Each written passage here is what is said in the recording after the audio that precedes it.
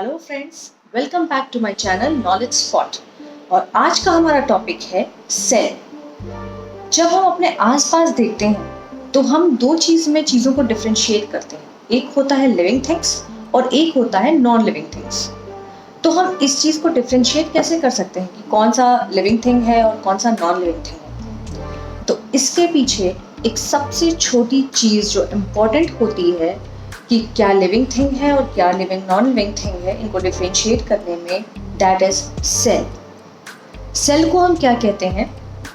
Basic unit of life. जो non living things होते हैं उनमें सेल्स प्रेजेंट नहीं होते हैं, लेकिन जो लिविंग थिंग्स होते हैं उनका एक एक स्ट्रक्चर सेल्स के मिलने से बनता है। ठीक है, यानी कि अगर हमारा ह्यूमन बॉडी है तो हमारी स्किन, हमारे बोन्स, हमारा ब्लड, हमारा कोई भी ऑर्गन हो, वो सारी चीज़ें जो है सेल्स से मिलके बनती हैं और उन्हें फंक्शन करने के लिए जो एनर्जी प्रोवाइड होती है वो भी सेल्स के फंक्शन से ही हमें मिलता है। सो आज का ये इम्पॉर्टेंट टॉपिक है सेल।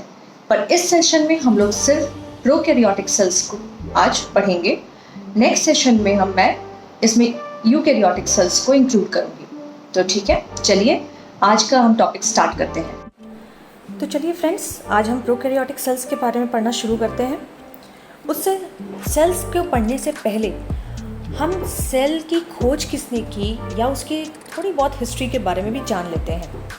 तो जैसा कि मैंने आपको भी थोड़ी देर पहले एक्सप्लेन किया कि हमें अगर लिविंग और नॉन लिविंग थिंग्स के बारे में सोचना है कि कैसे हम इनको डिफ्रेंशिएट करते हैं कि क्या लिविंग थिंग्स है और क्या नॉन लिविंग थिंग्स है, तो इसके लिए सबसे अच्छा है कि हमें ये जानना चाहिए कि लिविंग थिंग्स जो होते हैं वो सेल्स के बने होते हैं और जो नॉन लिविंग थिंग्स होते हैं उनमें सेल्स एब्सेंट होता है। तो बेसिक यूनिट ऑफ लाइफ अगर किसी चीज़ में प्रेजेंट है तो that is a living thing, otherwise इसके अपोजिट बाकी चीज़ें नॉन लिविंग थिंग है। तो आइए हम चलते हैं हिस्ट्री में। हिस्ट्री में एक भाई साहब थे जिनका नाम था एंटोनी वॉन ल्यूवेनहॉक। इन्होंने जो है जब माइक्रोस्कोप बन रहे थे तो माइक्रोस्कोप में थोड़े थोड़े मॉडिफिकेशंस हो रहे थे। तो ल्यूवेनहॉक जी ने क्या किया, इन्होंने मॉडिफाई किया माइक्रोस्कोप को, थोड़ा सा मॉडिफिकेशन किया, अपने ग्लासेस में चेंजेस किए और इन्होंने सबसे इम्पॉर्टेंट चीज़ जो आज हम पढ़ रहे हैं उसको देखा, दैट इज़ सेल। तो एंटोन वॉन ल्यूवेनहॉक ने सबसे पहले देखा भी और डिस्कवर किया लाइव सेल को। उसके बाद आए रॉबर्ट ब्राउन। जब ल्यूवेनहॉक जी ने तो डिस्क्राइब कर दिया कि ये सेल है, तो रॉबर्ट ब्राउन ने क्या किया, उन्होंने सेल के अंदर के स्ट्रक्चर्स को ढूंढना शुरू किया और उन्हें क्या चीज़ दिखी? न्यूक्लियस। तो एंटोनी वॉन ल्यूवेनहॉक ने जो डिस्क्राइब किया था दैट वाज सेल।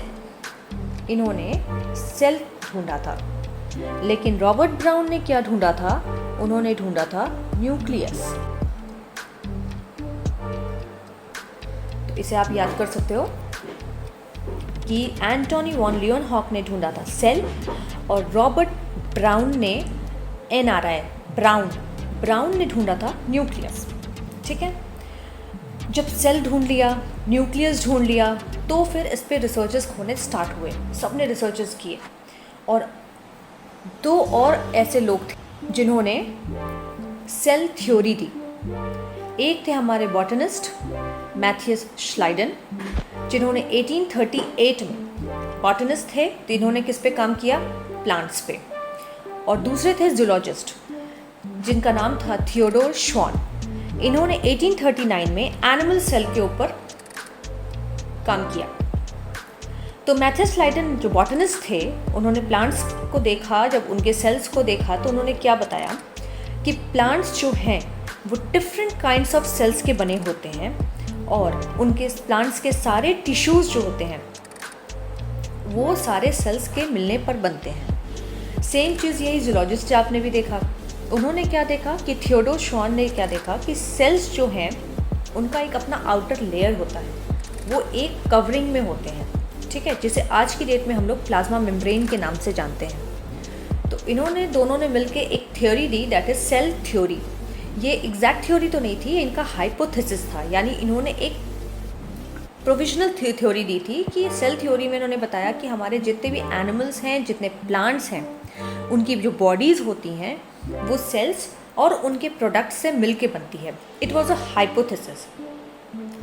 पर ये एक चीज़ बताना भूल गए कि चलिए हमारे अंदर एक सेल है, उसके प्रोडक्ट से मिलके हमारी बॉडी बनती है, लेकिन जैसे जैसे एज बढ़ती है हमारे सेल्स की भी एज बढ़ती है, सेल एजिंग होती है, तो फिर न्यू सेल्स कहाँ से बनते हैं, ये बात ये दोनों लोग नहीं बता पाए।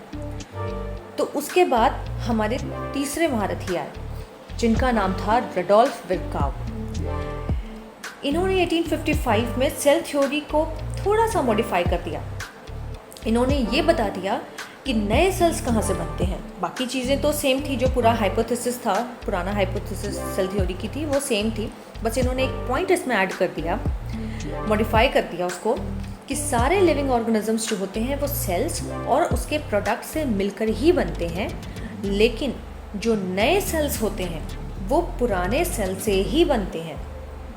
All cells arise from pre existing cells. ये लाइन उन्होंने ऐड कर दी और इन्होंने इसको मॉडिफाई करके मॉडिफाइड सेल थ्योरी दे दी रडोल्फ विर्काउ ने 1855 में। है हमारा ये प्रोकैरियोटिक सेल। प्रोकैरियोटिक सेल्स कहाँ कहाँ पाए जाते हैं? प्रोकैरियोटिक सेल्स जो होते हैं हमारे बैक्टीरियाज में, ब्लू ग्रीन एल्गीज में, माइकोप्लाज्मा में और pleuropneumonia like organisms like PPLO इनमें पाए जाते हैं। इनकी खासियत क्या होती है बैक्टीरियल सेल्स या प्रोकैरियोटिक सेल्स की, कि ये बहुत ही छोटे होते हैं, साइज़ में बहुत ही छोटे होते हैं और बहुत ही रैपिडली जो है ये डिवाइड करते हैं, मतलब फटाफट डिवाइड करके ये अपने नंबर्स को बढ़ाते जाते हैं। तो ये इनकी एक खासियत थी कि they are smaller and they multiply more rapidly than the eukaryotic cells. तो सबसे पहले हम देखते हैं कि बैक्टीरियल सेल्स या प्रोकैरियोटिक सेल्स में क्या क्या चीज़ें पाई जाती हैं। सबसे पहले पाया जाता है इसमें कैप्सूल। सबसे आउटर कवरिंग जो होता है उसको हम कहते हैं कैप्सूल। उसके बाद आता है cell wall. Third one is plasma membrane. ये सारी चीज़ें क्या हैं? ये आउटर कवरिंग ही है, एक लेयर बाय लेयर होती है। सबसे बाहरी लेयर को हम कहते हैं कैप्सूल, उसके अंदर की लेयर को हम कहते हैं सेल वॉल और सबसे अंदर की लेयर को हम कहते हैं प्लाज्मा मेम्ब्रेन। जैसे कि मैं समझाती हूँ, जो बैक्टीरियल सेल होता है उसके जो आउट कवरिंग होती है, इसके सबसे बाहर होता है दैट इज सेल वॉल, ठीक है, या हम कैप्सूल कह सकते हैं, सेल वॉल। ये हो गई हमारी cell wall. Third second line जो होती है, सेकेंड लेयर जो बैक्टीरियल सेल्स या प्रोकैरियोटिक सेल्स में प्रेजेंट होती है, that is known as cell membrane. Cell membrane and the third layer जो उसके अंदर होती है, इसीलिए तो बैक्टीरिया को मारना इतना आसान नहीं होता, बैक्टीरियाज हुए, वायरसेस हुए, वाई? बिकॉज इनके बाहरी स्ट्रक्चर में इतनी लेयर्स होती हैं कि इसको डिस्ट्रॉय कर पाना बहुत मुश्किल होता है। And the third layer is that is plasma membrane. Plasma membrane, ठीक है।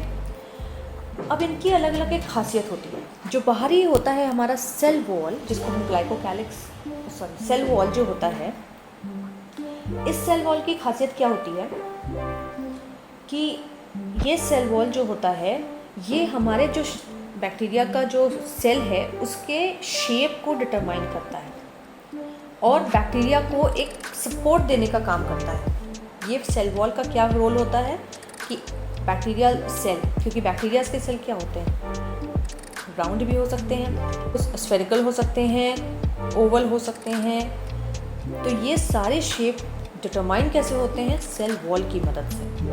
And the second layer is cell membrane. Cell membrane का क्या काम होता है? सेल मेम्ब्रेन जो होता है वो इतना टफ तो नहीं होता, जितना सेल वॉल टफ होता है उतना सेल मेम्ब्रेन हमारा टफ नहीं होता है, ठीक है।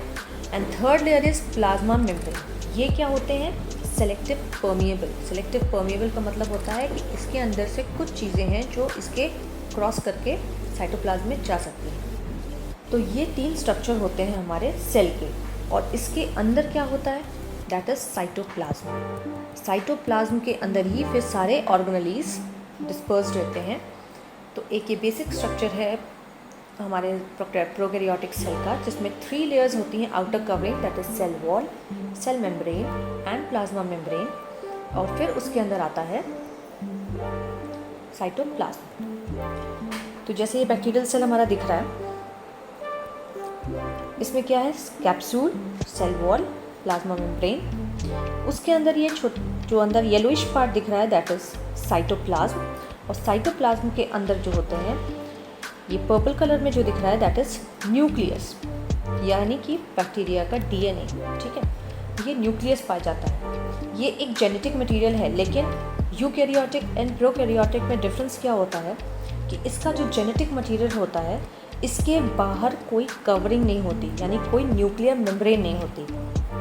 अगर यूकैरियोटिक का डीएनए होता तो इसके बाहर पहले एक कवरिंग होती है और उसके बाद उसके अंदर क्रोमोसोम्स या डीएनए मटेरियल पाया जाता है। लेकिन यूकैरियोटिक्स में, प्रोकैरियोटिक्स में क्या होता है, इसके बाहर कोई भी डिस्टिंक्ट आउटर कवरिंग नहीं होती है। They are not enveloped by nuclear membrane, ये बस ऐसे ही साइटोप्लाज्म में बिखरे रहते हैं। Second thing is plasmid. What is plasmid? Plasmid क्या होता है कि हमारा जो एक तरह से कह सकते हैं सेकेंड न्यूक्लियस या सेकेंड जेनेटिक मटेरियल होता है। ये जो है एकदम डिटैच्ड रहते हैं प्लाज्मिड्स। ये डीएनए जो है एक यूनिक कैरेक्टर देते हैं बैक्टीरियाज को, जैसे कि कुछ बैक्टीरियाज होते हैं वो पर्टिकुलर एंटीबायोटिक्स के लिए को लेने से अगर वो है बैक्टीरियाज नहीं मरते। क्यों? क्योंकि जो प्लाज्मिड्स होते हैं वो उनको रेजिस्टेंट बना देते हैं, उनको असर नहीं होने देते हैं। तो प्लाज्मिड्स का बेसिकली रोल ये होता है कि हर बैक्टीरिया को एक अपना यूनिक रोल देते हैं, जिसकी वजह से वो डिफ्रेंशिएट हो जाते हैं बैक्टीरिया बाकी बैक्टीरिया से। Then ribosomes. राइबोसोम्स का क्या काम होता है? राइबोसोम्स जो होते हैं वो 2 सब यूनिट्स में होते हैं, 50 एंड 30S। और जो यूकैरियोटिक्स में राइबोसोम्स का काम होता है, सेम वही काम प्रोकैरियोटिक्स में भी होता है, यानी कि प्रोटीन को बनाना, प्रोटीन सिंथेसिस करना। साइटोप्लाज्म ये अंदर का एक फिलिंग मटेरियल होता है। उसके अलावा बैक्टीरिया में जो खासियत होती है लोकोमोशन। लोकोमोशन के लिए सबसे इम्पॉर्टेंट चीज़ क्या होती है बैक्टीरिया में? फ्लैजेला। फ्लैजेला जो है बेसिकली बैक्टीरिया को एक जगह से दूसरी जगह पे जाने के हेल्प करता है, यानी मूवमेंट में हेल्प करता है। लेकिन उसके अलावा पाइलस भी पाया जाता है, फिम्ब्री पाई जाती है, ये और भी स्ट्रक्चर्स आउटर स्ट्रक्चर में बैक्टीरिया के पाए जाते हैं। लेकिन लोकोमोशन में सिर्फ और सिर्फ फ्लैजेला ही मदद करता है। बाकी पाइलस या फिम्ब्री जो होते हैं ये बैक्टीरिया को किसी भी सरफेस से जुड़ने में हेल्प करते हैं, यानी कि बैक्टीरिया किसी सरफेस से अटैच होता है, हमारी बॉडी में जाके किसी सेल से जब अटैच होता है तो वो किसकी मदद से होता है? पाइलस एंड फिम्ब्री की मदद से, और फ्लैजेला की मदद से वो आगे आगे मूव करता है। ठीक है, एक और स्ट्रक्चर होता है दैट इज मीजोसोम्स। बैक्टीरिया के सेल्स में एक मीजोसोम्स होता है। मीजोसोम्स क्या होते हैं बेसिकली? ये जो है हमारा जो प्लाज्मा मेम्ब्रेन होता है, अभी मैंने आपको बताया ये प्लाज्मा मेम्ब्रेन होता है। ये प्लाज्मा मेम्ब्रेन कहीं कहीं पे, ये प्लाज्मा मेम्ब्रेन जो इसके अंदर का होता है ये कहीं कहीं पे एक इंक्लूजन की तरह हो जाता है। ठीक है, ऐसे अंदर की तरफ साइटोप्लाज्म में उसे मूव कर अंदर की तरफ मुड़ जाता है। जो ये मुड़ जाता है ये होते हैं हमारे मीजोसोम्स।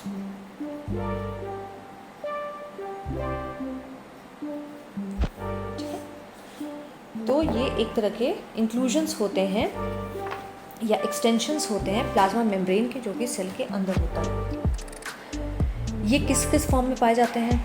या तो ये वेसिकल फॉर्म में पाए सकते हैं, या ट्यूब्यूल्स के फॉर्म में, या लैमेली के फॉर्म में। हेल्प किस में करते हैं? सेल वॉल के फॉर्मेशन में हेल्प करते हैं, और डीएनए के रेप्लिकेशन प्लस डिस्ट्रीब्यूशन में हेल्प करते हैं जो डॉटर सेल्स बनती हैं। इसके अलावा ये रेस्पिरेशन, सिक्रीशन में हेल्प करते हैं। प्लस अगर प्लाज्मा मेम्ब्रेन अंदर की तरफ एक्सटेंड हो रहा है तो सरफेस एरिया भी इंक्रीज़ करता है। जितना ज़्यादा सरफेस एरिया होगा उतना एंजाइमेटिक एक्शन भी ज़्यादा होंगे और बैक्टीरिया का ग्रोथ उतना ज़्यादा होगा। तो ये होते हैं मीजोसोम्स। तो स्टूडेंट्स, मैंने इसमें आपको सेल के बारे में समझाया है अभी मैंने सिर्फ प्रोकैरियोटिक सेल्स को ही इंक्लूड किया है, बट नेक्स्ट वीडियो में मैं यूकैरियोटिक सेल्स को इंक्लूड करूँगी। अगर आपको कोई भी पॉइंट अगर समझ में नहीं आया है तो आप हमारे कमेंट बॉक्स में लिख के भेज सकते हैं। कोई भी क्वेरीज हो आप प्लीज़ हमें बताइएगा। Thank you.